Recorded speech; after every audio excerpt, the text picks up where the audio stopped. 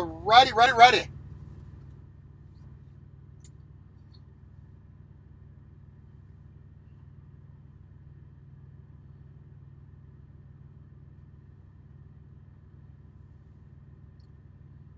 Get set up here.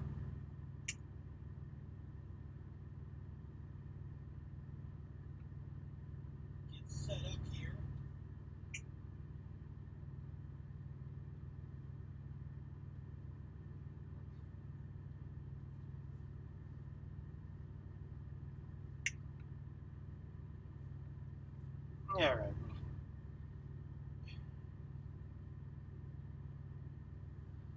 Work on this as we go, I guess.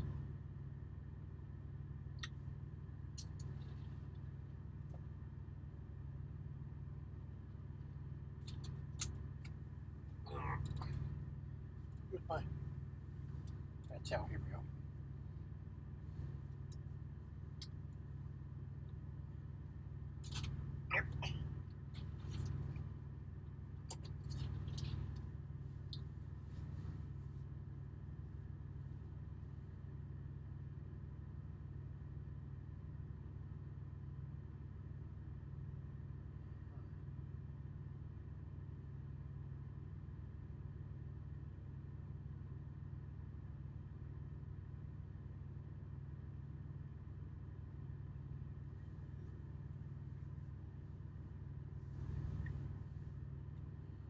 Alrighty.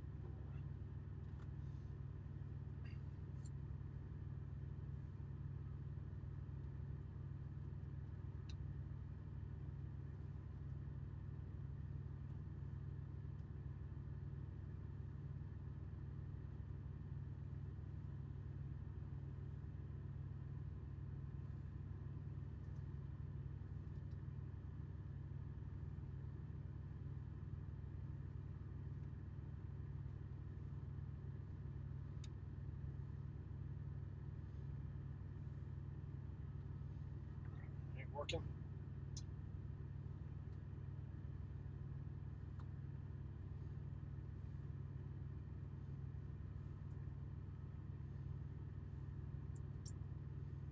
I don't know.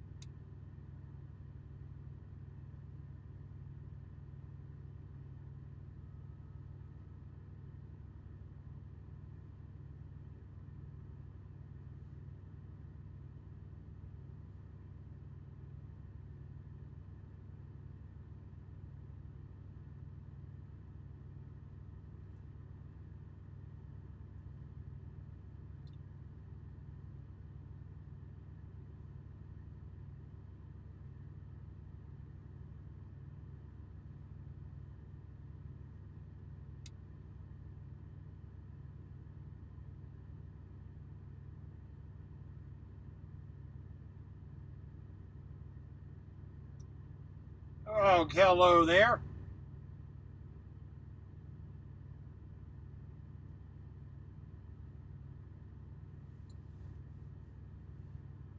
Well, how you doing?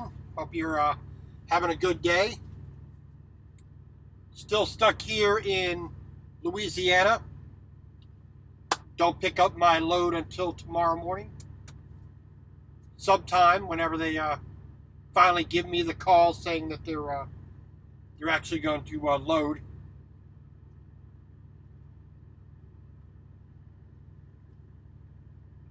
Things are going pretty decent. Not too bad. It's still learning a lot. With doing the heavy haul. Just you know, learning how to properly secure the loads that I get and how to maneuver with them being extra wide, extra tall, extra heavy. And a little deceiving. There is a little bit more width between the cabinets right here and this cabinet here and the one right across the way. It's narrower between the driver's seat and the passenger seat by well over a foot narrower than what you would get in a Freightliner or a Kenworth, in your typical aero truck.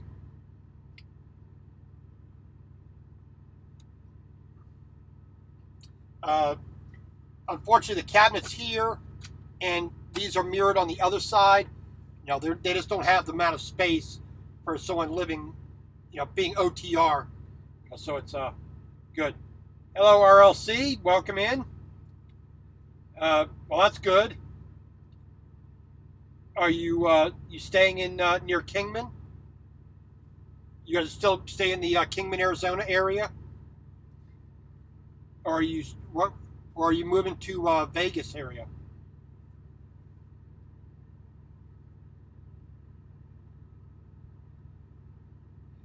Yeah, for me, I didn't like reefer. Like I've said before, just the having to monitor that and having to maintain that extra engine and all that stuff, and dealing with that, dealing with making sure that it's at the right temperature by the time I get to the receiver, and it's the right temperature before I even show up, having to wash it out constantly. That's Hey, Ag Hauler, welcome in. Just doing a quick live here this evening, Q&A type thing, and just my general running of my mouth and yammering on.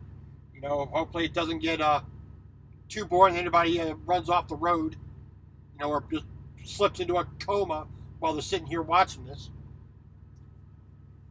And still here in Houghton, Louisiana, about just east of Shreveport, Louisiana, exit 33 on I-20. Just waiting for my to pick up my load on Monday. I've been here since about 4:30 Friday afternoon, so I've done a good long 34. I mean, it's going to be more like a 55-hour reset by the time I'm done with it. Got a little bit of thunderstorms in the area, so that I'm just waiting for that to roll through.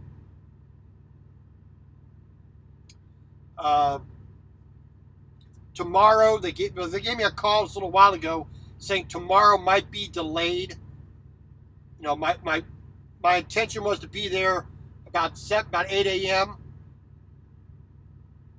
Office called me, said, well, no, we need you here more like 9. Then I got a text message just about 3 o'clock this afternoon saying, we'll give you a call, let you know when we're actually going to start doing something. So. Yeah, Florida, rain, yeah. Unfortunately, I got to go back to Florida for a court date for the accident there in Haines City at the Pilot, where the guy was doing a U-turn in the parking lot where he shouldn't have been doing one. And for some reason, he's fighting the the fine or whatever. So I get to go back. I get to be back there on the 24th to go to court as a witness. I mean, I already gave my statement and all the pertinent information, but apparently I got to go in and waste my time with that. But who knows? Okay, you staying in Kingman? Okay. Well, I mean, if you got a decent job there and it's working for you, I haven't spent enough time in Kingman. Typical trucking thing. You come in, you fuel up, you maybe stay the night, and you roll on. I've spent more time in Santa Rosa, New Mexico, than I have in Kingman. I think let's see. I can count at least 6 times I've stayed the night in Santa Rosa, New Mexico, or even in Tucumcari. I've spent more time than I ever had in Kingman.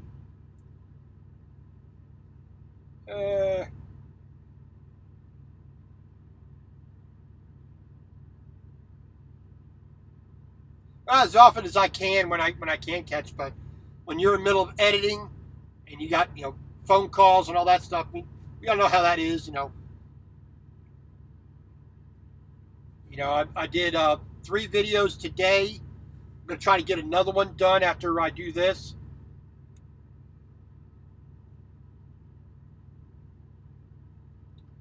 And when I get done with this live, I'm going to try to get another one uploaded. This will be the one I'm working on now is my trip from Waterloo, Iowa, with a permit load of some John Deere tractors going all the way down to Fort Myers, Florida, and Immokalee, Florida. And the first one is up. So that's the September the 20th, which was a Friday. And then I picked up my load from the company's drop yard in Waterloo, Iowa, Evansdale, area. So, so Saturday the 21st is when I picked up, then made my way down to Florida. And that was after stopping for the weekend there at Iowa 80, waiting to get permits. But other than that, it was a good ride. It was an easy way on down there. I mean, it wasn't a particularly wide load. It was 14'2" and 9'4" wide. So I really didn't have a whole lot of detours I had to take for that load, which was nice. But it definitely but every single time I do a load, with permits, I learn something a little bit new.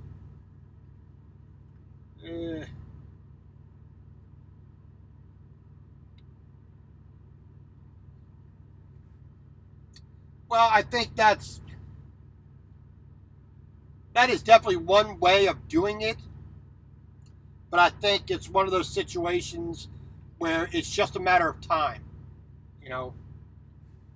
Yeah, I mean, it was a bad situation.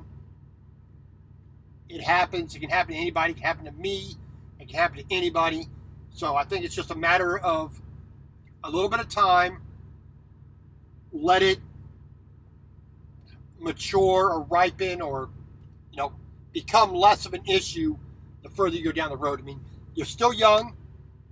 I mean, you have time in life to do that. I mean, I didn't start trucking until I was almost 46 years old. I was 46 years old. I'm 48 now. So it's not too late to get started if you're going to follow the same sort of route that you were doing before.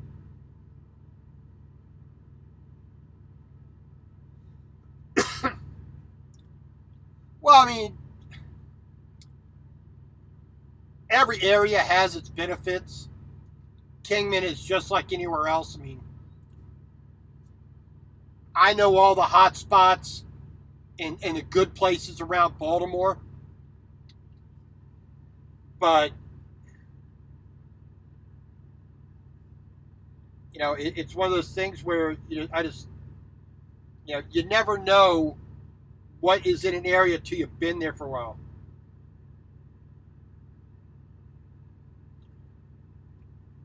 So I couldn't tell you one lick you know, about Kingman, Arizona, except for what I see. You get off the highway, you go to the TA or Petra, whatever it is right there, or the whatever you have right there.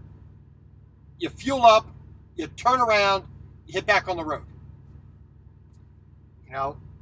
It's just I never had a need to stop there overnight to do a 34 there. If I did, I would get out and walk through the town and see it. I mean, like Winslow, Arizona. Pretty famous town, because of the Eagles. And last year, I think it was last year, about October or November, I think it was the beginning of November, was on a 34 there, walked into town, took lots of pictures, saw sights, ate, they were having their pre-Christmas, parade. So I watched a little bit of that too. It wasn't too bad, but what can you really see with just a day off, even just walking around? As many times I've been to Manhattan, New York City, over the years. I mean, there's still places that streets I've never been down, and I've been down a lot of them.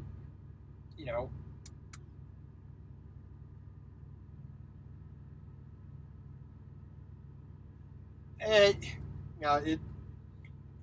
there are places like that, like I said, just they're pass through, kind of like what they call flyover country.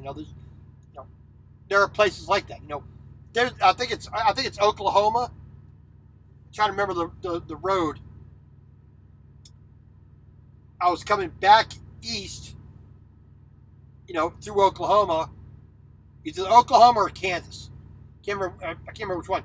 But I passed the world's largest popcorn ball.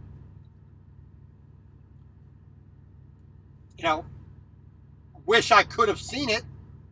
I wish I could have pulled the truck in there, and taken a moment to get some pictures, some video, and a little bit of, do a little touristy thing. But that's the big thing with trucking. You just cannot get where you want. A, because the truck is prohibited from going on any road that gets near it. Two, even if you got within a general radius of it, where you could have an Uber or a Lyft or a taxi, it's too dang expensive. Most of the time, you don't have the time. And then once you do see it, you're usually under a load. So it's like, well, I can't just stop anywhere I want because I have to park a place that's legal and safe and all that jazz. So yeah, it's just part of the job, part of the quote unquote lifestyle, which you really can't do a whole lot about unless you are an owner operator and you are in a financial position that you can do those things, which I would like to get to that point. But, at the same time, you don't get to that point financially by goofing off and going to see the sights. You just get it through straight up hard work. And you get it just by, nose to the grindstone type of thing. That's there's no two ways about it. I mean, it's not. That's the thing. So too many people, I think, who are not truck drivers, who never really dealt with truck drivers on a regular basis, have any clue, you know, what it's like to be out on the road. You know, I've talked to people and they seem to think that it's just like being in an office. You know, they fail to realize that my commute is 2.5, 3 feet from the front to the back. You know, and I still try to keep that in my head that it is a commute. You know, just like I went from my house previously across Baltimore to work. You know, I try to keep that mindset that right behind, these curtains here, once, right behind those curtains, it's private time. It's personal time. It's, it's not work. Up there is business. Back here, it's home. And that's how I try to approach it and try to keep that separation so that, I try not bringing permits or bills of lading or anything else beyond that curtain. Because if I do, this becomes just another area for work, and I try not doing that.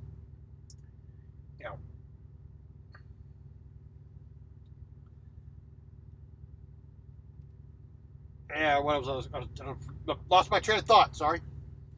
Oh, so that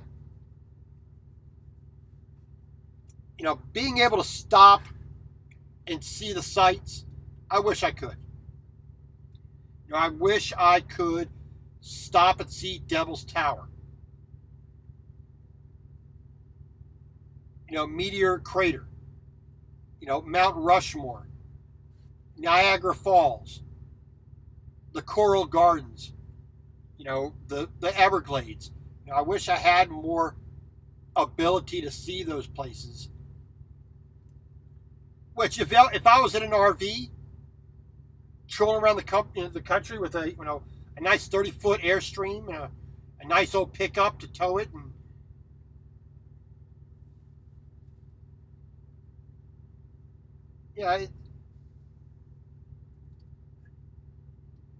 that would be one thing. But in a commercial vehicle, in a truck, 75 foot long, weighing what it weighs,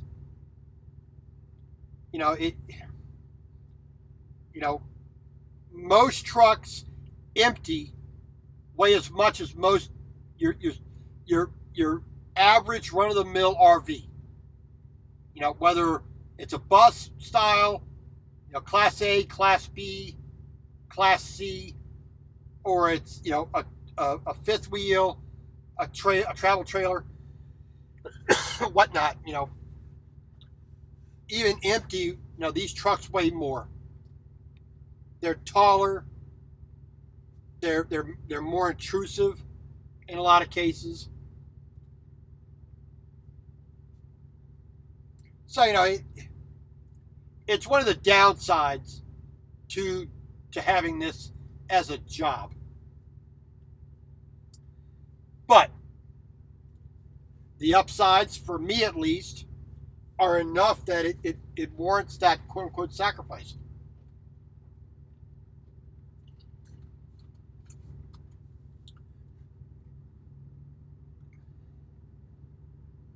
So this little pump, how you doing? Welcome in. Thank you for joining.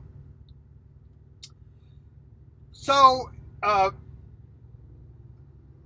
load we are picking up is a pile driver barge.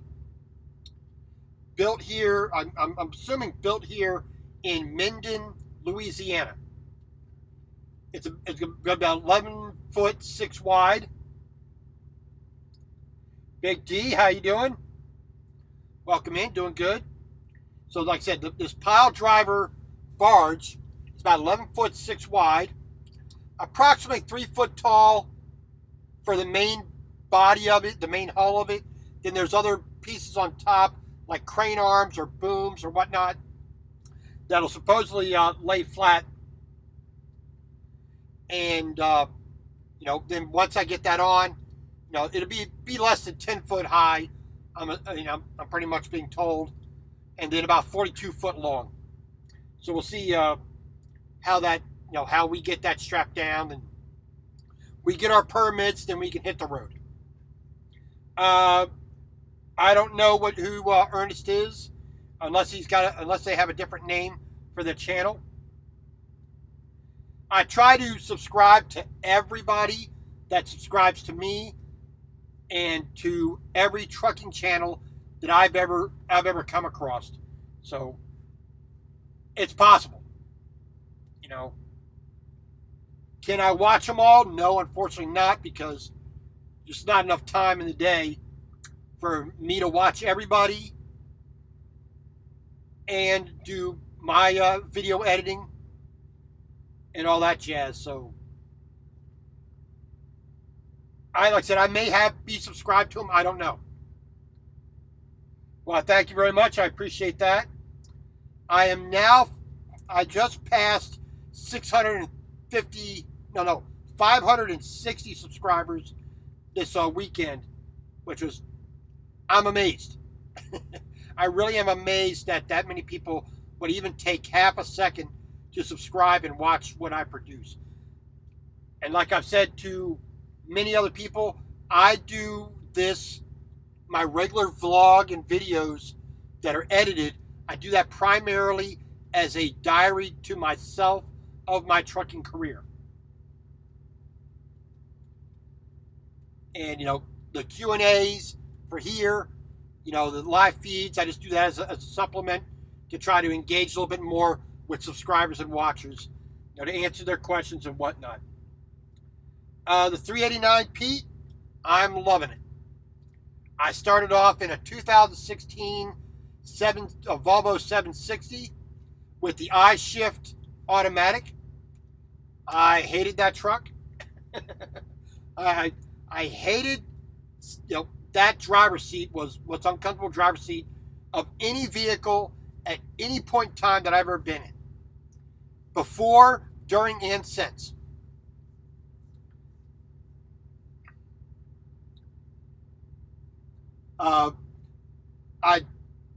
When I was at Watkins Shepherd, I drove the Volvo.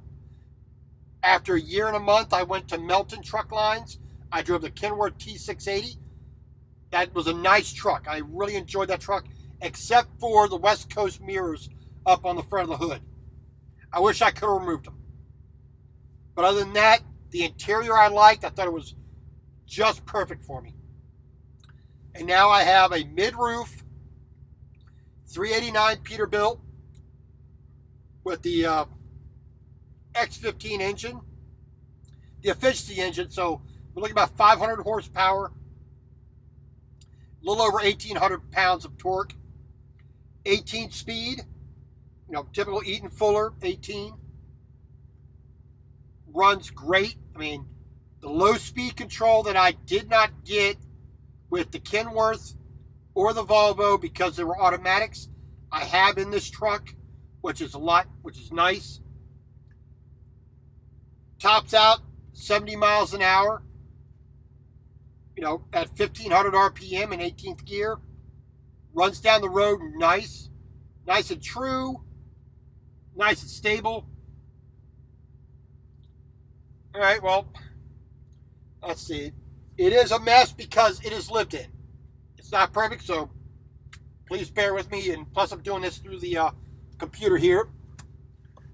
All right, so let's turn it this way here. See up front here.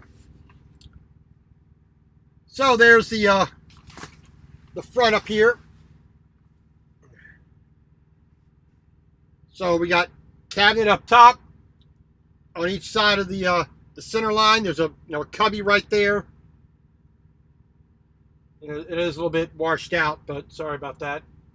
So I got a PeopleNet computer, CB right behind that, GPS, camera mounts, my own personal dash cam, satellite radio over there on the other side of the wheel. I got the I got my wireless charger for my phone. Then, various crap up front, which needs to be gotten rid of.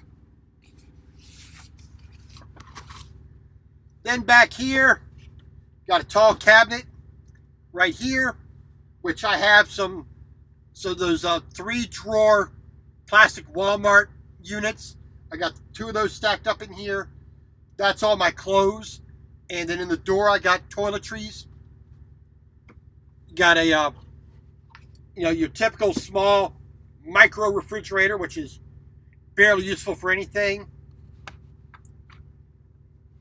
And let's adjust this here.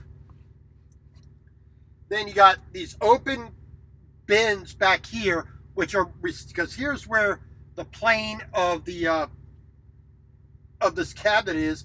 This is recessed another 1.5 feet back, which eats up a lot of space. No doors on it, just weird curves on it. It's like they didn't design it for actually being in the truck.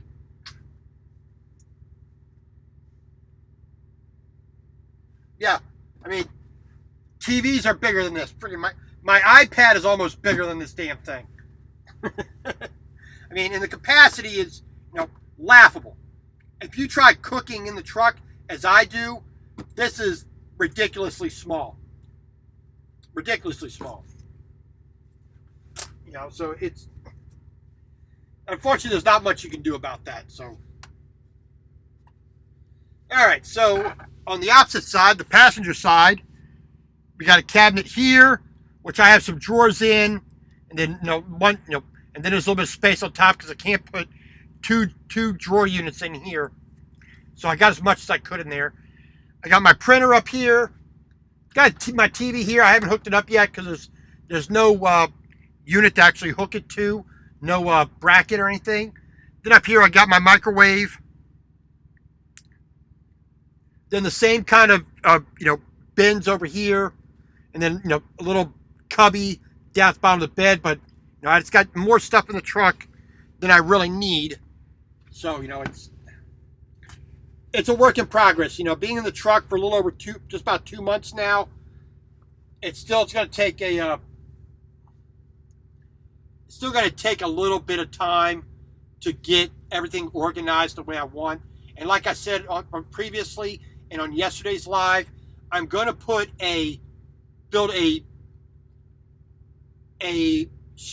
platform underneath the mattress, which raises it up about 8 to 10 inches to where I can put some drawers under it and capture some more storage units.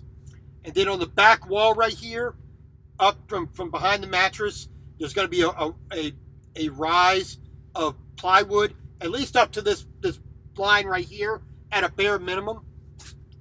And then in between the cabinets back here and the ones over here where my coat is, I'll probably take it up a little bit higher, probably up to about this line right here. Then have a small series of maybe 3-inch wide shelves, just enough so I can put little things into, books and vitamins and little bits of this, little bits of that are taking up space elsewhere that I would need.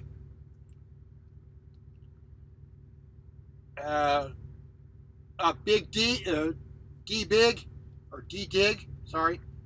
That's why I wear the glasses.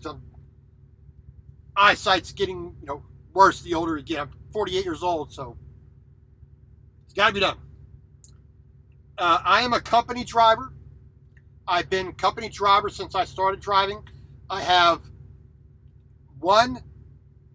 no need to be running my own business right now.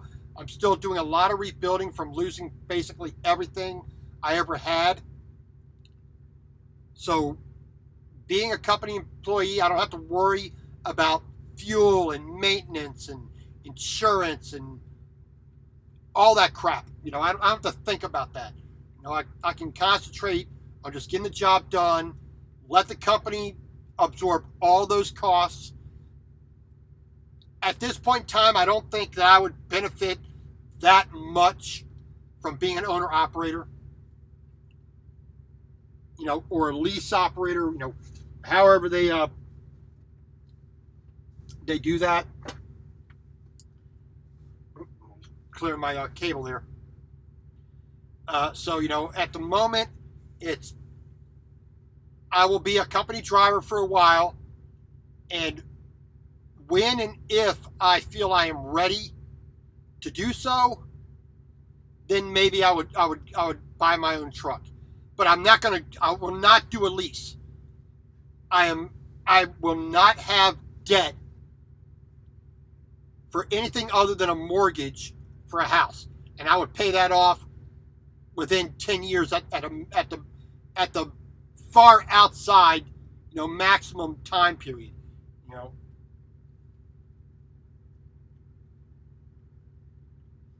But yeah, I mean, I do have bins. I have one for my laundry. I have some of these blue ones here, which I have a lot of kitchen stuff in. I have a big bin that fits right underneath the bed for my dirty laundry. And like I said, I got drawers in here that I got all my clothes in. And I've had various size bins in each different truck.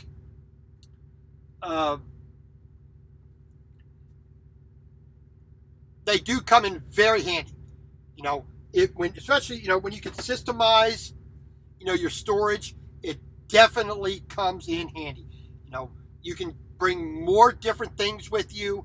They're not just falling all over the place. They really do a good job with that. But like I said, underneath, I wish this had a double bunk in it. If I had a bunk right here, I would do the same thing that I did in the T680 Kenworth when I was at Melton. Build a shelf on top of the mattress, put those plastic bins from Walmart on top, put a cleat in front of it, and put everything up there, and I would almost a little more than double my storage capacity. But at the moment, like I said, I'm still getting used to where I can put things and what works best in what area. I think the biggest issue is I'm bringing into the truck a kitchen, which most drivers do not. I got a rice cooker, a pot basically about yay tall, yay big around. I got a 3-quart Instant Pot, a little bit larger. That takes up space. Panini grill, hot plate, pots, pans, knives, forks, cutting board. All that stuff takes up a lot of room, and trucks are just not made for that unless you have a custom sleeper. And I am far away from having that,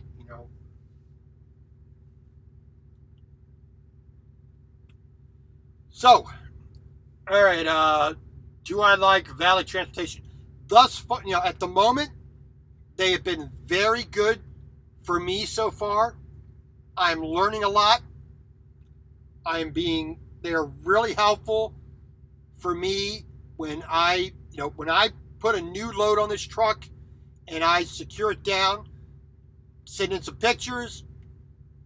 They get back to me really quick, saying, okay, we recommend you do this. We say you should do that, and that helps me learn. Which is, yes, I have securement knowledge from Melton. I know how to tie rope and tie things off for when I was an arborist and I was climbing trees using rope all the time.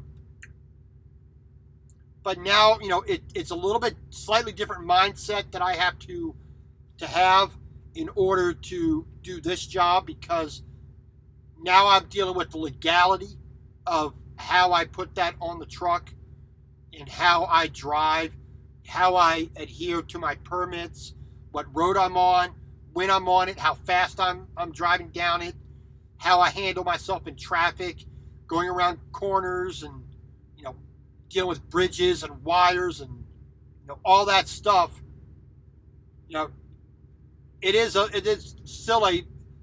I'm still a rookie at doing this particular type of trucking. But Valley Transportation has been very good in making sure that I have the resources and the knowledge base to draw upon so that I can do the job correctly and safely, which I'm thoroughly pleased with. I am pleased that, they gave me the opportunity to choose mileage or salary. I went salary because I want that little more stability for the downtime, which I actually have more downtime now than I've ever had.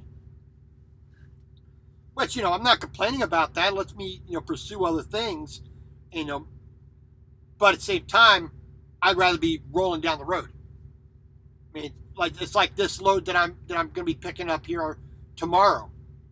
I got here at 4:30. Yesterday evening here to Houghton, Louisiana. I'm still about 40 minutes away from Minden, Louisiana, where I'm picking up my load. I deadheaded 250 miles approximately from Irving, Texas, right between Dallas and Fort Worth. The load came through on my, to my computer before I got to, my last receiver there in Irving. So, they're really good on getting the loads to me as rapidly as possible. But as the biggest holdup is the shipper and receiver. That's where a lot more time is eaten up than anything else. But, like I said, the policies make sense. The processes, I think, are a little bit too much, but that's the way the company owner set it up. And, with his team that he's hired over the past 30 odd years, built the company up to what it is. It works. So, I could have my opinion on the way I would do it, but it's all working pretty good. I mean, they take care of it when things break. They're pretty much on the ball, for when I call up and say, hey, I need this, not a problem. It's like, so I had a bit of damage from this John Deere excavator I was hauling to Irving. I had to stop there in near Fordyce, Arkansas, south of Little Rock, and had to change some things around, put some more dunnage where it wasn't before, and at that point, my height on my load changed. I went from 13.7 to 14'2". So I had to sit there and order new permits. But they were on it like that. They didn't bat an eye about it. Okay, here's what it is. Let's get it taken care of so you can get down the road to get your delivery. Yeah, I lost several hours because of that, but they were on the ball, got done what they needed done. I had my new Arkansas permit immediately. My route didn't change. Once I got down the road a good ways, my route did change for Texas, so I had to adjust, from that point on. But they are very attentive, very responsive. They give you the proper answer, and if they haven't had an answer, they've said, let me call you back, let me find out what's going on, and give you the correct information, and go from there, which I can respect that more than saying, well, let's go do this. No, let's do it correctly. I have an old adage that I've said for decades. It's either right or it's right now. You cannot have both. Now, sometimes they align, but demanding that right from the very beginning without knowing any facts doesn't happen. Like I said, when I was working at True Green there in Baltimore, which I was there at that company for 15 years, I had customers. I want a golf course in my backyard. I can't deliver that to you in a year or 2 years or 3 years. This is what I can do. This is what you must do as the owner of the property, and we will eventually get you to that point. It isn't going to happen overnight. It can.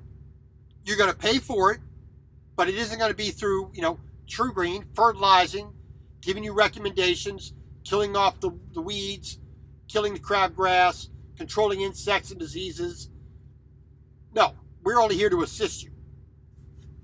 If you let us assist you, it'll take time to get to that point that you desire, but we have to do it the right way. And the right way is not right now. And that leads me back, like I said, to the way Valley has been from the very first time I spoke to the recruiter, filled out the application, spoke to the recruiter, every step of the way, from July, well, actually June of this year, all the way through July. Then starting August the 5th, at orientation, it's been a good company for me. I'm not one of those people to say this is the best company. These are people are dynamite and fantastic. You should come, because we all have our own way of doing things, and sometimes it's too much of a difference from what we're going to get at a company. Like I said, I was at Watkins Shepherd when I first started. It was an okay company. They had things that I wanted, but when that time was up that I needed to leave to go to Melton, I didn't cry about it. I didn't walk away, But at the same time, being that Watkins Shepherd had been bought by Schneider, they started changing a lot of things and changing a lot of the processes and the regulations and, the rules and policies, and it stopped being a fun job. It stopped being a good company for me. So, when it came time for me, that I felt I learned as much as I possibly could about trucking, handling the truck, loads, bills, of lading, all that jazz, then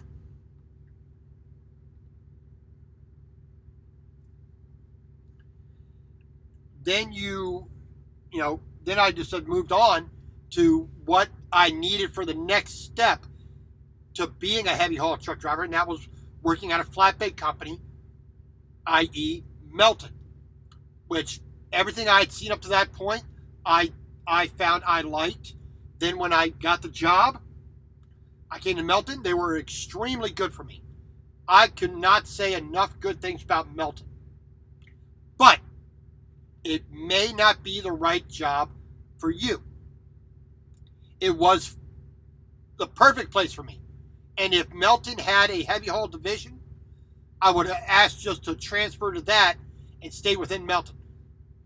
I like the company. I think they do a fantastic job. All right. Then, after 53 weeks at Melton, I felt I learned all I could, and that I was finally ready to move on to doing heavy haul. And then I did my research, Keene Transport, J.K. Hackle, ATS, and then I came across Valley Transport. Well, to be fair, I came across Trucker 2 Chains on YouTube. And that's where I first heard the company of Valley Transportation Services of Grand Meadow, Minnesota. And, I did my research. I asked them a couple questions, and, small company. They only got about 250 trucks right now. but not so big that they start worrying about lawyery crap, but not so small that they can't deliver a good amount of work. So they're right in that sweet spot that I found appealing. So, but overall, I found them to be a great company for me. If you're ever interested in coming, give me a jingle on here on the YouTube, and and I'd be more than happy to answer any question you got regarding that. I don't know which one you watched. If it's the very latest one from September the 1st, partially. Because I've had 2 accidents being hit in the parking lot since I've been here at Valley. Both of them within the first month of my being on the road. Not an auspicious start. Partially, let's see, the first accident, the guy pulled out on my driver's side, knocked out my outrigger mirror, and it just took off. I got that replaced on the 11th of September. The headlight housing, the aluminum is what's broken on there. The light works perfectly fine. The lens wasn't cracked. There's no water getting into the sealed part of it. So right now, I'm basically waiting for a part to replace that housing. But other than that, the only problem with that particular accident is that I got a subpoena to go to court in Florida because this guy was doing an improper U-turn in the parking lot, hits me, damages my truck. I called for a police report, got all his information, sent it off for the insurance company, answered their questions, talked to my safety guy, at Valley. So as far as I was concerned, it was done. But he decided he wants to fight it. So I've made a couple assumptions because of that. One, he's naturally a bad driver, and this has happened to him multiple times. Now it's costing him more money just to accept it than to fight it. So he's doing that. Hey, Trucking Monster, welcome in. Thank you for subscribing. Appreciate it. Hopefully, the content I make for everybody here, D-Dig, Little Pump, Trucking Monster. Hopefully what I produce, is appealing enough to watch on a somewhat daily basis. I don't expect everybody to watch every day. Yeah, that's pretty much what I said, Dig. That's pretty much my response. Why? He's the one at fault. You did something stupid. If anybody's been to Haines, Florida, the pilot there.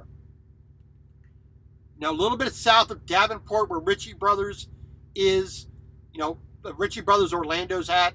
Just a little bit south of that, about 10 miles south, is Haines City. At the pilot for the weekend because of, they were closed on the weekend. Then you had the Labor Day. Then you had the hurricane. So, blah. And, he's doing a U-turn where he does not have the space to turn a sleeper truck with a 53-foot van. Now, I'm driving a 389 Pete with a pretty decent wheelbase on it, about 280. I got a 48-foot step deck with the rear axle is all the way at the back, and I cannot slide that axle. So I intentionally put that rear axle up on the curb into the dirt. So I would be as far back and in line with all the sleeper trucks with their tandem vans, and the tandems moved up far enough so they could put the back of that truck, as far back as possible. I was out no further than anybody else. Yet he decided to do a U-turn instead of just backing out and turning around where he had more room to do so. And of course, the trailer swings around, bam! I'm here editing video here in the cab. I got the curtains pulled. I got the AC kicking because it's Florida. It's summertime. It's hot. It's humid. I'm from Baltimore. I don't like that. That really is uncomfortable for me.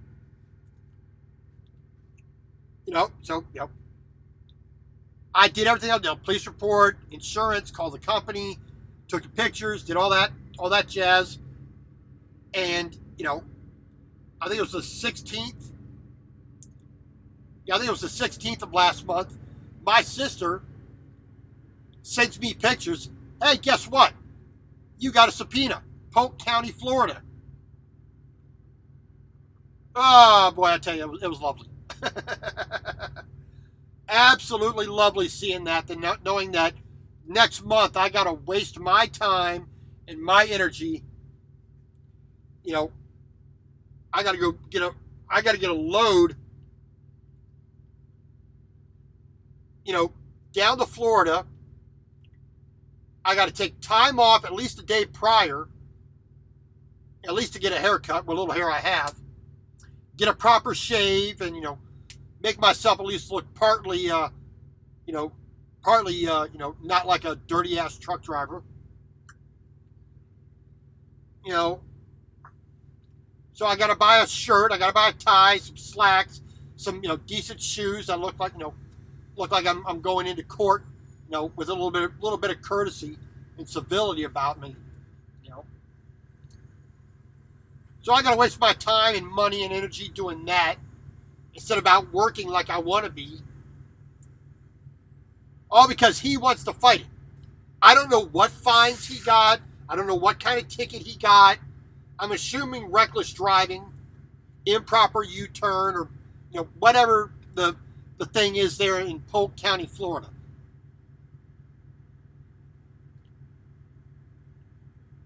I have no idea what that is. Helmet. I have no idea what you're talking about with that. Yeah, Chuck and Munster. I'm originally from Baltimore, Pikesville, Maryland, northwest corner of Baltimore, just inside the Beltway. Spent about half my life there almost. Well, probably a little bit less than that, but Fort Sinai Hospital, 1971, Baltimore.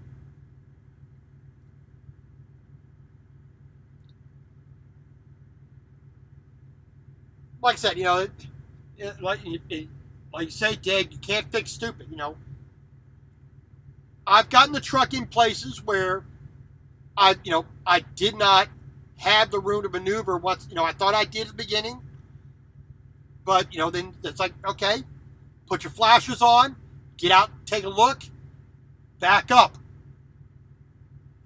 readjust yourself. There have been places I've had to do that. Downtown Chicago. Downtown Detroit. A couple places there in, there in California, in Los Angeles.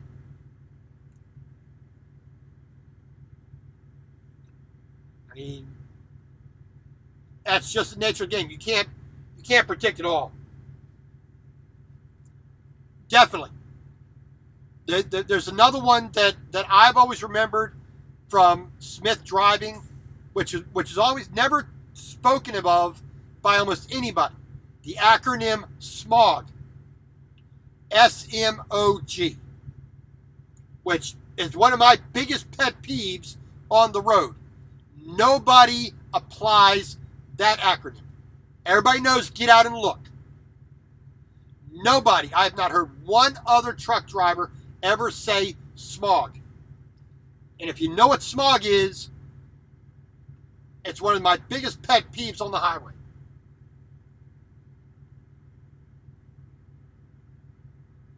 Smog is when you're merging onto the road from an on-ramp, merging on the highway.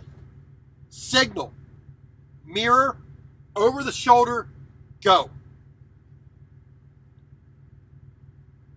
That is, like I said, that is one of the number one things I absolutely hate about people who getting on the highway, especially when they drive that highway almost every single day, every week. They live in the area and they fail to drive. The highway is 70 miles an hour. They're getting on at 45, 50 miles an hour. Oh, I'll speed up once I get online. No. I'm in this lane. I'm doing 70 miles an hour. I am not getting over for you. If you can't merge on the highway properly, stay off the highway. You have a responsibility to drive safely as well.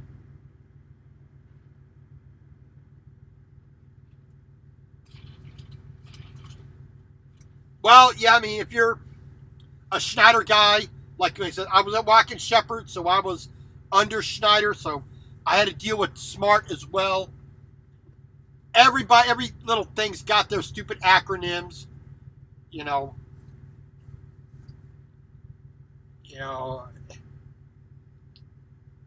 I just drive by a simple principle. I'm going to worry about my safety first. Second, third, fourth, fifth. Everybody else's safety is, way down the list on number 10. Because if I keep myself safe, everybody else benefits.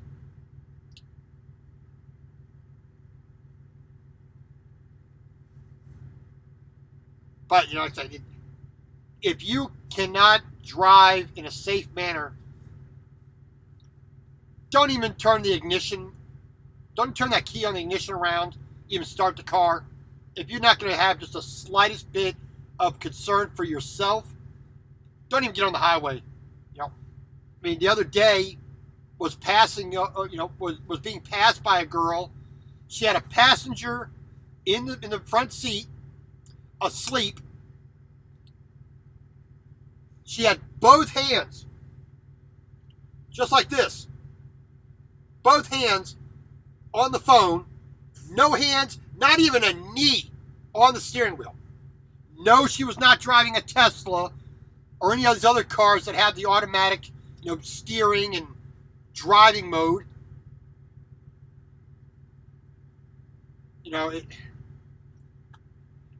It thoroughly pissed me off. And it always does. I have my cell phone in front of me. I have satellite radio. I have a CB. I have my GPS, phone, dash cam, my ELD, all, and plus all my gauges.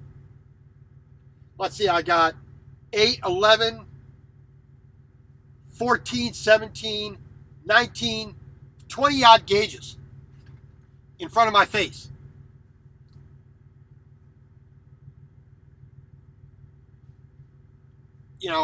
And then I got to watch what's going in front of me, on the side of me, on the back of me. It requires me paying attention. And if I can pay attention to all of that, there's no reason that someone with 4 gauges maximum can't pay attention to what's going on in their little Toyota Tercel.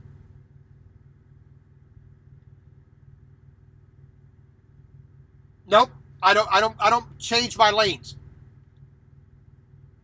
If they are in front of me and they have plenty of room to accelerate or slow down, I have no reason, no obligation to let them over. None. I'm not going to endanger myself just so they can merge on the highway. They're the ones who are supposed to adjust their speed to get to highway speed, the way traffic is flowing properly, not the other way around. I should not have to change my lane. I should not have to speed up or hit my brakes. And I don't. If they decide they want to run up on the shoulder and endanger their own lives because they can't drive, that's their fault. I am neither legally nor morally obligated or responsible for anything that they do improperly. No, I disagree, Hog Rider. I disagree entirely. One, you have to earn respect, and you can't do that on the highway. You don't know anybody on the highway. You don't earn their respect. Basic courtesy, follow the rules of the road. And if these people in their little four-wheelers cannot follow the rules of the road, that's not my fault. I didn't cause that. I didn't make them drive like complete feckin' morons. Well, I am being a professional. I'm maintaining my vehicle where I'm supposed to. I am in a lane of travel. I'm not on an acceleration lane. I'm not on a ramp. I'm not on a deceleration lane. I am not required to do anything other than drive that vehicle in that lane properly. I don't care if I have 3 lanes over to my right I could swing over into. When I get on the highway, here's a simple process. The very instant I turn onto that ramp, my signal goes on. Left signal or right signal. That's the very first thing I do. My signal is on immediately as I enter that ramp to get on the highway.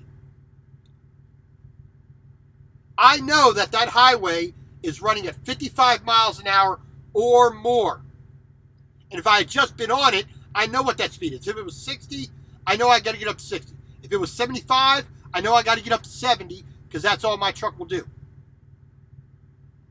And the very instant I can see the highway, I'm looking out my window. I'm looking this way or this way. I'm looking in every mirror that I have. I'm accelerating to get up to highway speed. And I'm constantly looking out the window.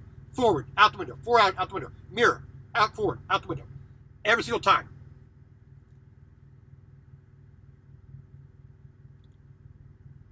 And I adjust my speed according to what the highway is doing.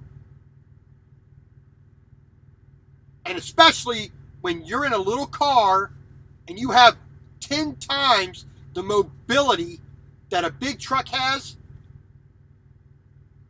I don't see why that's a problem. You know. And to me, part of defensive driving is maintaining my vehicle as steady as I can. Steady speed, steady position in my lane. Now, if somebody gets on the road ahead of me, another truck gets on the road and they're having problem accelerating, getting up to speed because the ramp was going uphill or it was a short ramp or whatever, yes, I'll get over, not to let them get in, but because they are already in the lane and they're still accelerating and I don't want to slow down, so yes, I will get over. But it's not to let them in. The only time I let somebody in when I'm at a ramp is when traffic is slow and it's easier to let them merge in so traffic can flow a lot better. When we're doing 10, 15 miles an hour, that's fine. But at highway speed, no. There is no highway in America that I'm aware of where this lane is this speed, this lane is this speed, this lane is this speed. I don't know of any highway section in America that does that.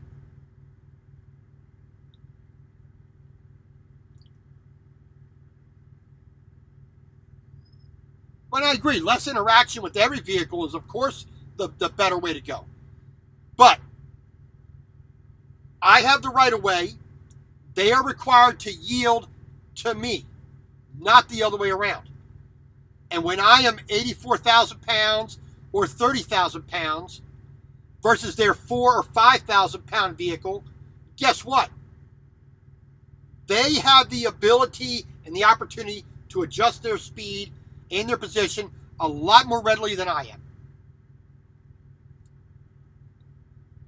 And that's the problem. You know, I look at it as the problem with society.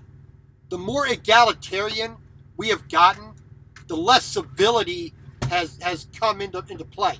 People are not willing to be subservient to anybody else, even for a little bit. You know, civility is the lubricant of society, and there's far too few civil people in society now, and I think it's part of our culture. Well, to a point, caller, I agree. You know, yes, I still have the obligation of not running into them, even when they're the ones at fault. I'm not disputing that. I'm just saying, who has the obligation to yield? Who has the right of way? It's the same in an intersection. That's all a ramp is onto the highway. It's a modified 2-lane, same path intersection. That's all it is. And yes, that's true, because we have the license, we are the professional, we are the ones automatically assumed to be at fault. Just like my pesticide applicator's license in Maryland. If something goes wrong with the truck, my hose, something, I put the wrong chemical somewhere, I am automatically at fault. I was in the backyard treating a person's property. My truck was up on the road. I had cones around it. PTO was running my pump. A city mass transit bus hit my vehicle when I'm 50 feet away. I still had to go for a urine test, a drug test. I was still looked at as being liable, being the one at fault.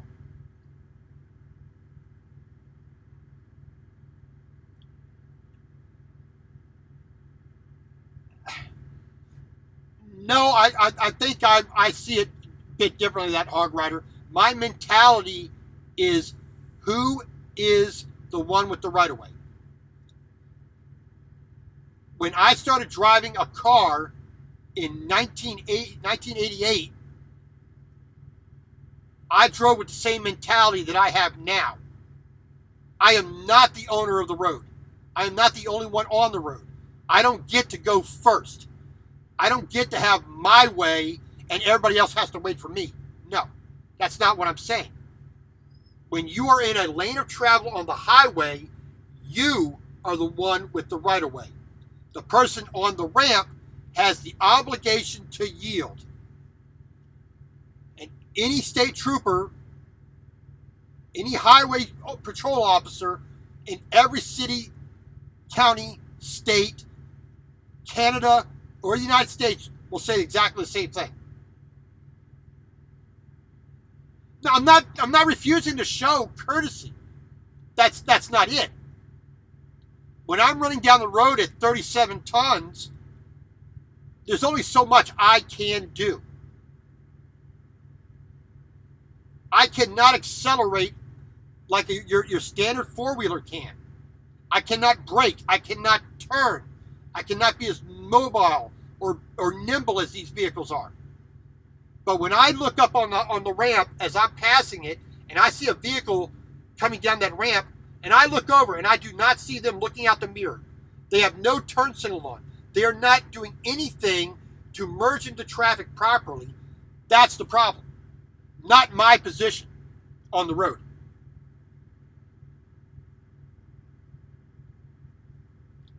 Most cars are about 2 tons. Some of the bigger SUVs are 2.5. There's no, I cannot accelerate anywhere near what even the worst vehicle, four-wheeler on the road can. I cannot brake anywhere near the worst vehicle, four-wheeler on the road can. Hey, Will, how you doing? Welcome in. And like I said, I'm not trying to say that I am the only one who can do whatever he wants. I'm not saying that. I'm just saying that when you are merging onto the highway, merge properly. Understand your obligations and what the obligation of the person on the highway is. When I'm coming down the ramp, I'm not the one who has any who has the right of way. I don't. I adjust my speed, whether I'm in a a Kia Rio, a Ford F-150, or a Peterbilt 389.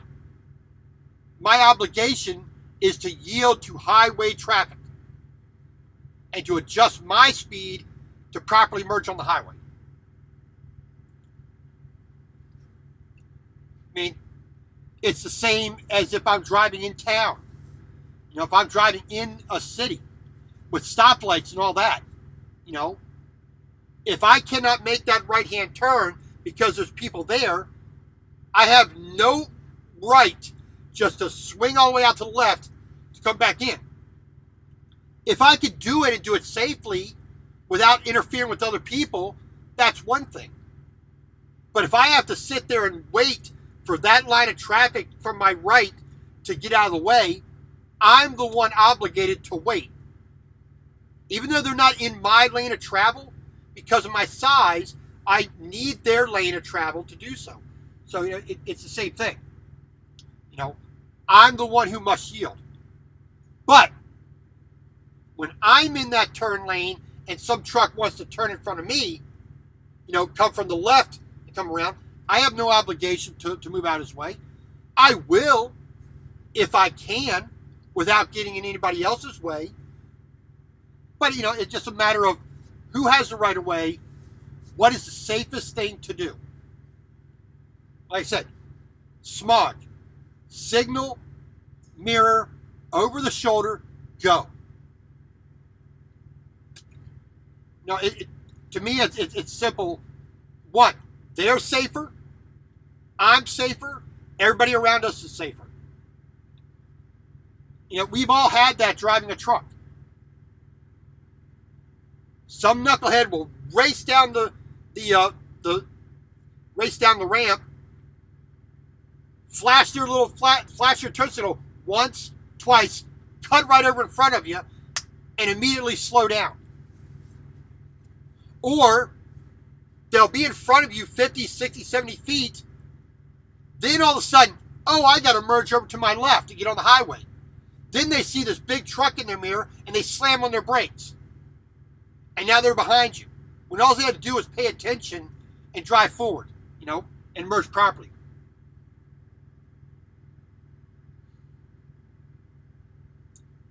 Oh, yeah. Well, it is. I mean, you know, the natural state of a truck driver is complaining about traffic. You know, I'm no exception to that.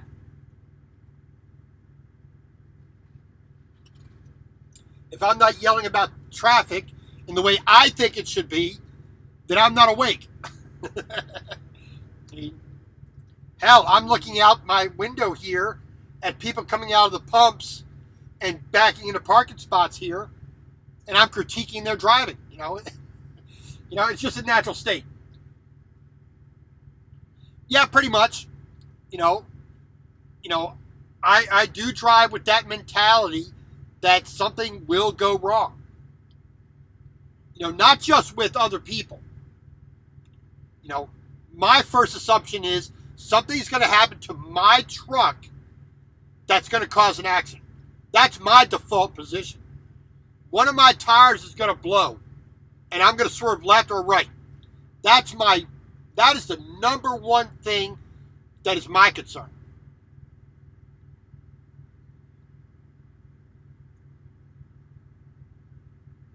And see, you missed all the fun. Trucking monster, you missed all the fun. We're having a good argument there. No, it's just you know, making, you know, I try to, you know, when I get up in the morning and I do my pre-trip inspection, I don't skip a single dang thing, ever. Oh, I need to go get this load. They're waiting for me. I don't care. They can wait an extra couple of minutes for me to pop that hood, to check all my lights, check my brakes, to check my air lines, my cooling lines, my electrical wiring, tires, brakes, kingpin, drag arm, springs, frame rails, DOT tape, all my lights, my load. It doesn't matter. I don't go until I say it's safe. Not what some dispatcher says, oh, you're fine, just go down the road, you'll be okay. No. I assume that the first thing that's going to screw up is my truck. That's the first, second, third, fourth, fifth, 80th thing down the line. Something's going to go wrong with my truck, and I have to be able to deal with it in an instant, in the safest manner possible, so that I don't hurt anybody else. The second most important thing that I worry about, myself. My judgment is the second thing that's going to go wrong. Then it's the weather, it's the road, it's everybody else driving down the road. Now, you watch my videos, you see me complaining and crying about it. I don't talk about what I'm doing. I talk about what they're doing. Because it's easier to complain about somebody else.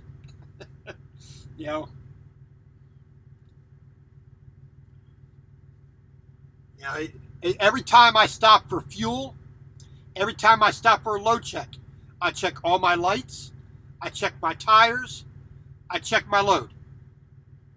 Every single time I stop, every 150 miles. And that's exactly right, trucking. That's exactly right. And unfortunately, far too few people in any industry. I don't care if you're a ditch digger. I don't care if you're a chef. I don't care if you're washing the showers here at Pilot or a truck driver. Far too few people now seem to try to be professionals. They do not try to master their trade. And I guess because we bounce around so much nowadays. In the old days, 100 years ago, if you were a teamster, you were a teamster for your entire life. If you were a carpenter, you were a carpenter for your entire life. You didn't go from job to job trying to think. I've been a pizza cook. I've been a driver trainer, arborist, landscaper, pesticide applicator, barbecue chef, a stock boy, warehouseman, forklift operator, landscaper, manager, office manager. I've done all kinds of jobs. Thank you, Rhonda. Appreciate having you in. And that's the thing that I try to do. No matter how temporary I know my current job is, I try to master it. And that's the approach I took when I got into trucking. I started out knowing precisely what type of trucking I wanted to do. And that was heavy haul. But I didn't just jump straight into it because I knew there was a lot to learn. First of all, I had to learn how to be a truck driver. I did that driving dry van at Watkins Shepherd. Then I went to Melton to learn how to do a bit of securement, handle a load that's not always the most stable, not always uniform, fits inside and you close the doors. And then now I'm here. Now I'm getting that final challenge of dealing with permits, dealing with when, where, and how I can drive, dealing with the regulations that are involved with that, how I have to set my truck up, how I have to handle my truck differently than I ever had before.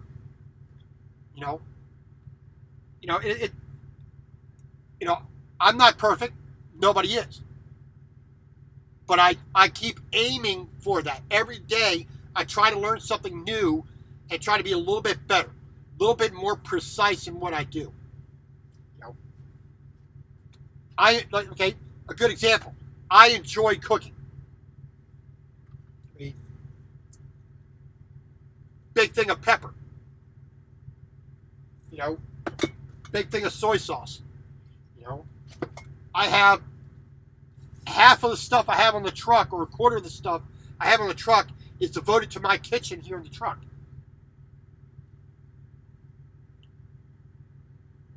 And I try to learn all those things which make cooking a meal better. How to properly heat a pan before you put your food in it. How to properly, make a roux. How to properly cook an egg. How to properly prepare your ingredients before you start cooking it to give you the absolute best result with the minimum amount of effort.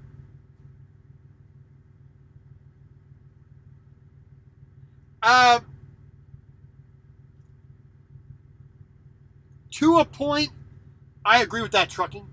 To a point. I think it's a matter of the definition of comfortable. I'm comfortable driving. But am I complacent in my safety? No.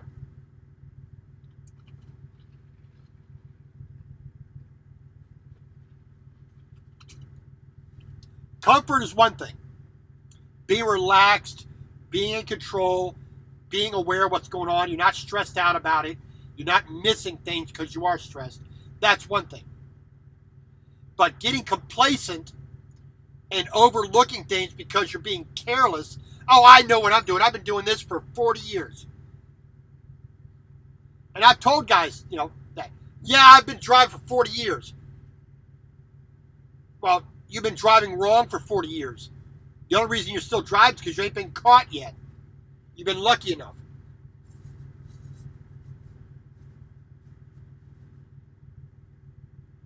Well, that I agree with that. I've never drank alcohol, never smoked, never did drugs, never saw the advantage to it, never liked the effects I saw it had on my friends. I'll cook with wine. I make a hell of a beef bourguignon.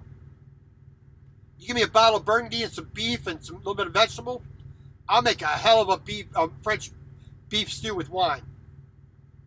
I got no problem with that. Unfortunately, I cannot bring that into the truck to do that. I got to do that outside the truck because of the FMCA rules.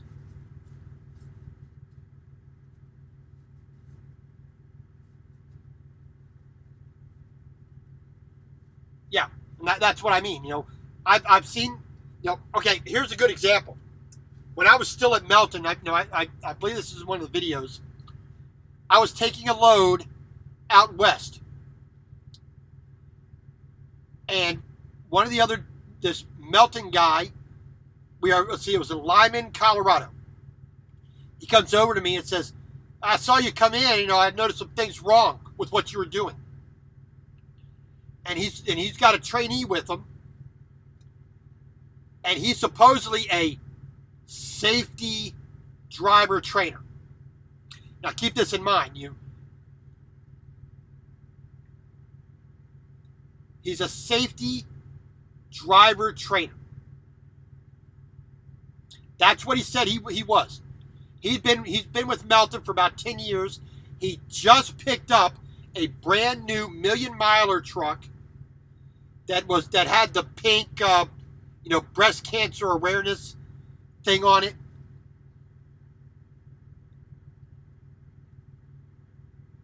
And he had his picture up on the website. Congratulations to your new truck and being a million miler and fighting breast cancer, and yeah, hoorah, you're a great, fantastic guy. And he's pointing out things that are wrong with my truck, which weren't wrong, because I wouldn't be going down the road if it were. But he seemed to think because he'd been there for 12 years versus my 1 year, that he was somehow knowing what he was talking about, which he didn't know what the situation was and why I was where I was, when I was, how I was. I was legal. I was following company policy. I was doing what I was supposed to be doing. But he wanted to interject himself. So next morning,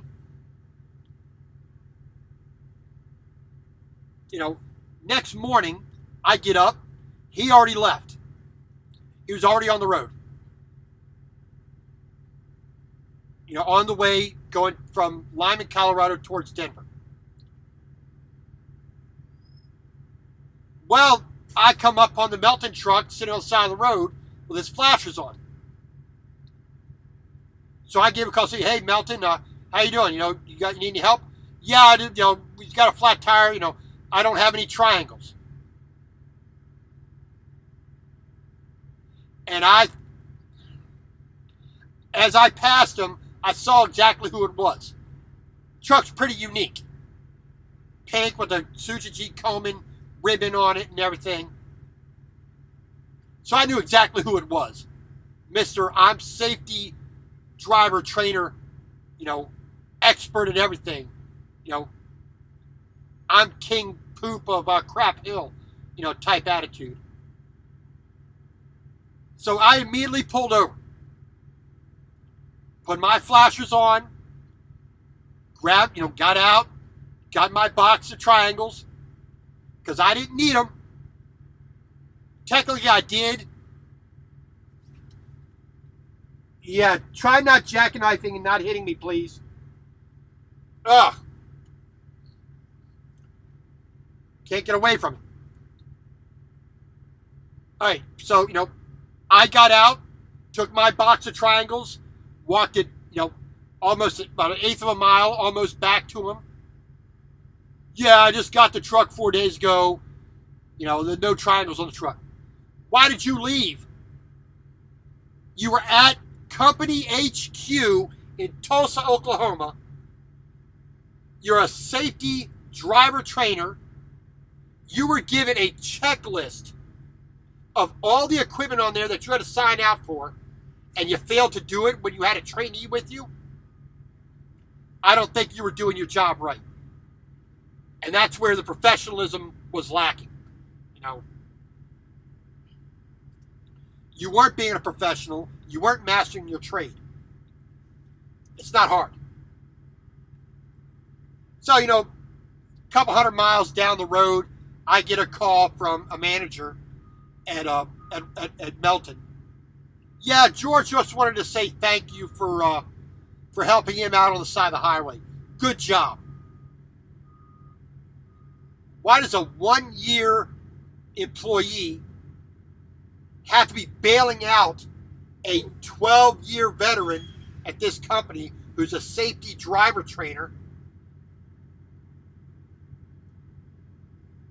That part I don't understand.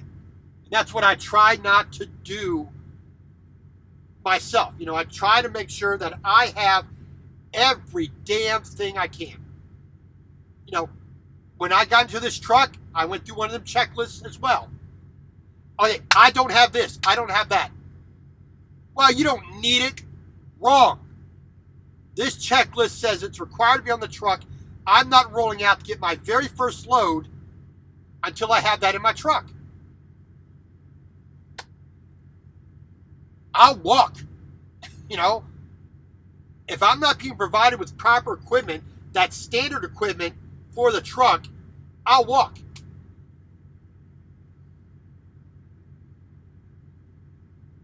Yeah. You are required to have triangles. My book here. We all know and love this, right? This is the condensed version. The bigger version is about this size and about 3 times this thick. You're required to have that on your truck. The guy was at HQ, Tulsa, Oklahoma. The main, shop, everything. He got that checklist and failed to do his job.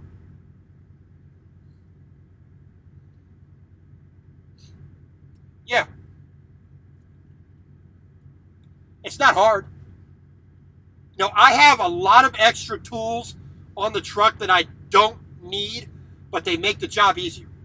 But every single thing that I use is legal according to this. Not just because I want to use it. Oh, that's a great idea. I think I'll put it on the truck, make my job easier. No. it has to comply with this. And that's the issue I have with some of these drivers out here that just, you know, it's either, oh, I didn't know, which I don't find as a good excuse. I mean, pick that up, read it. Tells you everything you need to know. Tells you more than you need to know.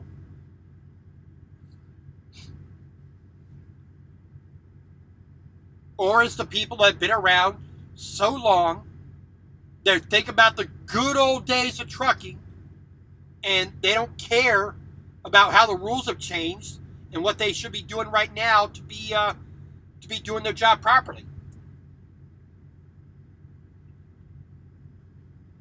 You know,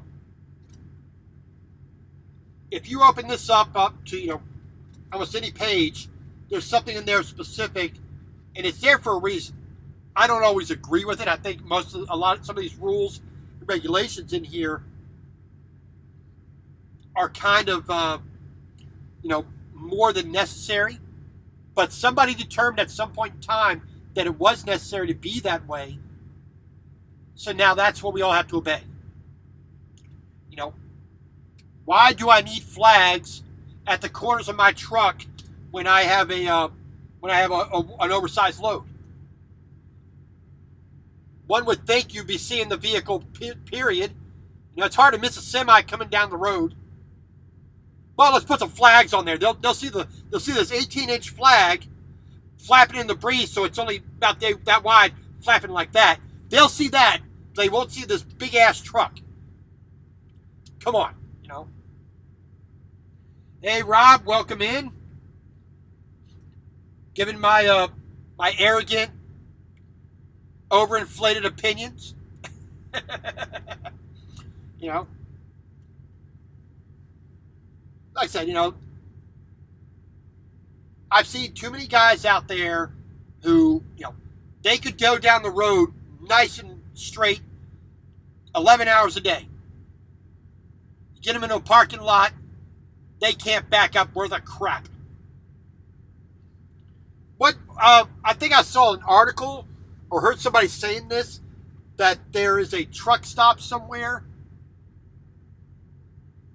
or a truck stop company that has multiple locations that they will valet park your truck for you. And I looked at that and I thought to myself, any driver who has to pay somebody else to park their truck, let the guy park your truck, take your stuff out of it, lock it up, put the keys in the mail, call the company, says, I can't drive. Any idiot can go forward. This idiot goes forward all day long.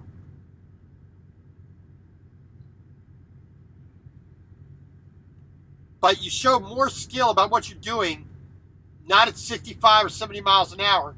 You show your skill at 2 miles an hour going backwards. That's where you show your skill as a truck driver. You know?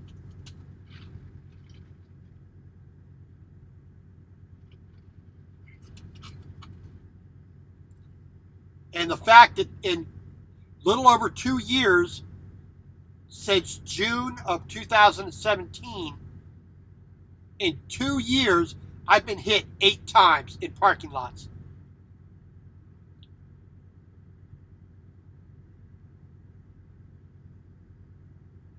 Every single time because somebody was backing into me. Somebody was not paying attention in a parking lot. Well, they weren't all backing into me, you know. But, you know, it was all low speed. They weren't watching what they were doing. And I've had to get police reports on all of it.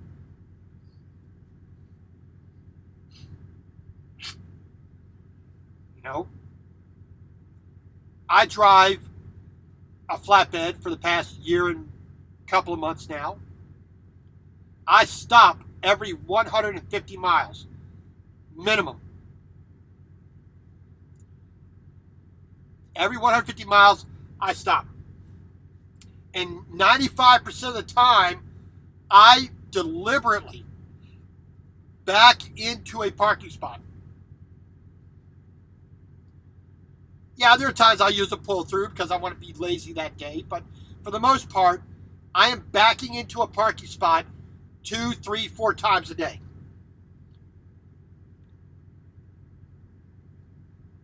Because I want to make sure that I maintain a certain level of proficiency at doing my job.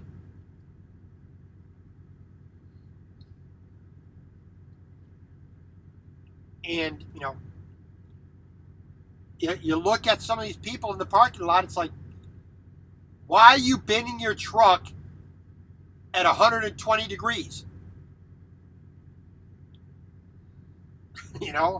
That's not necessary. Why are you putting your sleeper extensions? Why are you putting that into the side of your trailer? I don't get it. Why did you not properly set yourself up to back in as easily as possible? I know that when you're doing your CDL test at your local DMV or department of whatever it is, they want you to do a 90-degree dock. Nowhere in the world do you need to do a 90-degree dock in the real world. Well, can't say nowhere, but 99% of every dock I've ever bumped has been far from a 90 degree. Now, I've had to back around buildings into alleys, yes.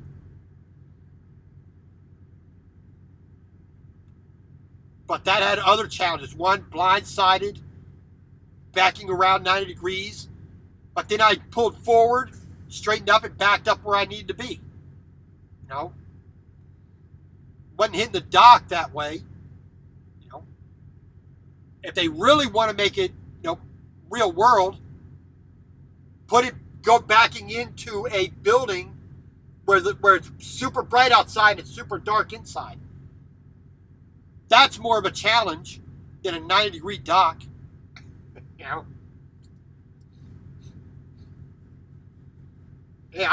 I would more like to see, these truck stops actually enforce their parking spot, occupancy. If there's no parking spot and somebody's parked there, come out and kick their butts out of there.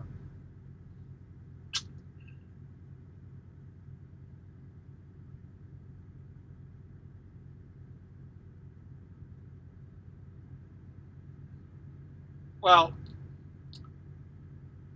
my opinion of the trainer system that most of these trucking companies have, I'm not a big fan of it.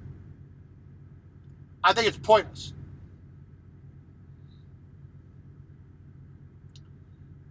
There's a couple things, especially nowadays, that I have a problem with. Number one, these big mega carriers, especially Swift, CR England, CRST, KLM, running their own trucking schools. That's bad enough as it is. Number two, being authorized by the individual states to actually give the test as well and sign off of it and have it being just as valid as if you went to the DMV and a DMV employee did the testing, there. That I have a problem with.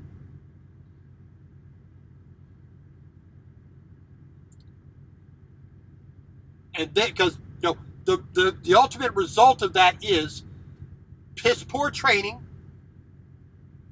just for the required number of hours, pencil whip in the CDL test, and then sit down on the road for 30, 40, 50,000 miles with a trainer who may or may not have any real skills, because some of these places, oh, you've been working here for 3 months, 6 months, you could be a trainer. And then you put this know-nothing person training someone else who knows even less. And nobody getting better at their job.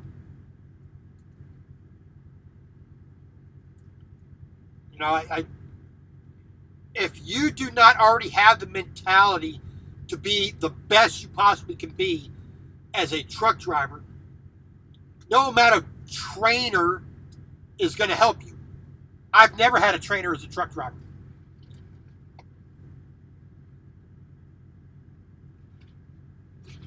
And that's basically what it is. Especially for the mega carriers that can self-insure. Like Swift, like Knight, Swift, Prime. They all have billions of dollars. And whenever they get in an accident, they just pay it off. You know, it's just the cost of doing business.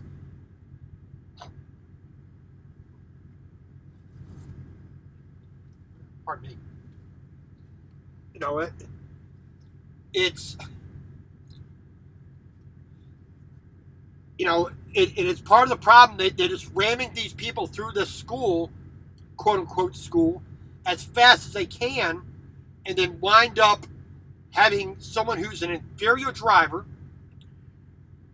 who you know, we've all seen the videos out there, how to make a lot of money. Money. That's most of what everybody talks about. They don't talk about being professionals. They don't talk about doing the job correctly. Oh, this load pays me this much. This load pays me that much. You know, I got delayed here. I'm not making any money. It's like, I don't, that's not my mentality. I make more than enough money to do everything that I ever needed or wanted. For the past 3 years, driving a truck, well, 2.5 years. I'm in my third year now. Roughly almost 2.5 years that I've been driving a truck. I saved 65% of my pay. And I do that through several means. A, I don't have a house or an apartment. I don't have a car or a motorcycle to pay the maintenance and upkeep and storage and insurance on. Everything I have is in this vehicle here. I don't eat out at the restaurants. I'm not buying everything on the sun that I want. I don't spend on cigarettes, coffee, alcohol, drugs, lot lizards, all that other crap. I take the 401k and max it out at like 30% and put everything else in the savings. I cook in the truck. I do as big a load of laundry as I can every time. And I give myself a small paycheck. But the first thing that I do is save it.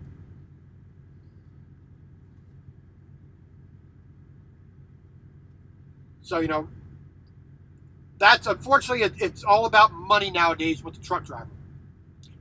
And you see it with a lot of these channels. I mean, yeah, I'm here to make money. I'm here to earn a wage. But that's not my driving force.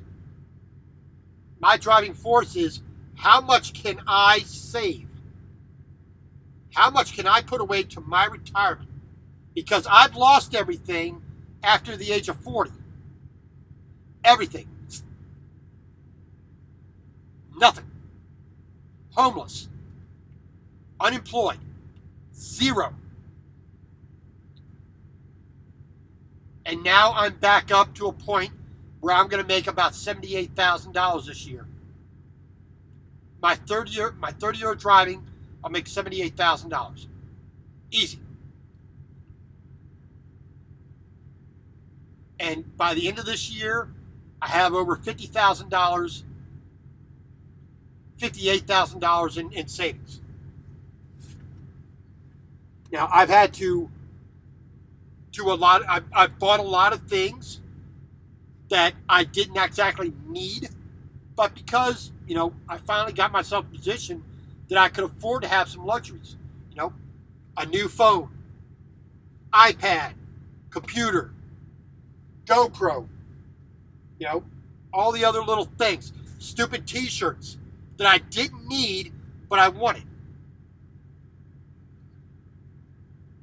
Which is, always, you got to have some luxury in your life. You got to treat yourself to a certain extent.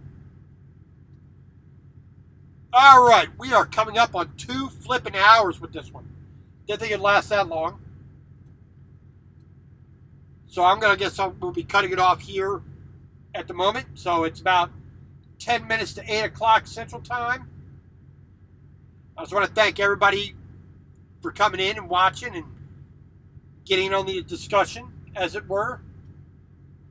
Listening to my stupid, way of thinking. Hopefully you understand my position, my thought process a little bit. That's what I'm looking forward to. I'm sick of summertime. I hate summer. This Yankee needs winter. Hey, Mike McConkey. I did not know you were there. Thank you for piping up. I appreciate it. Hopefully, you know a little bit more about my mentality and my view about some things in trucking. This is the only time that I'm going to be doing lives is on Saturday and Sunday when I can. Direct to YouTube. Any other lives that I do will be a little bit of live road footage, which will be on Facebook, because I'm still under 1,000 subscribers, so I can't do my GoPro directly to YouTube like I used to, since they changed the rules. So just God bless. Please be safe out there. Feel free to send me a line anytime you guys want. Like I said, next Saturday and Sunday I'll be doing a live each day. And if you have any questions about me, the company, my views, or anything else, feel free to give me a little message and we'll go from there. Like I said, God bless. All have a good night. Thank you very much.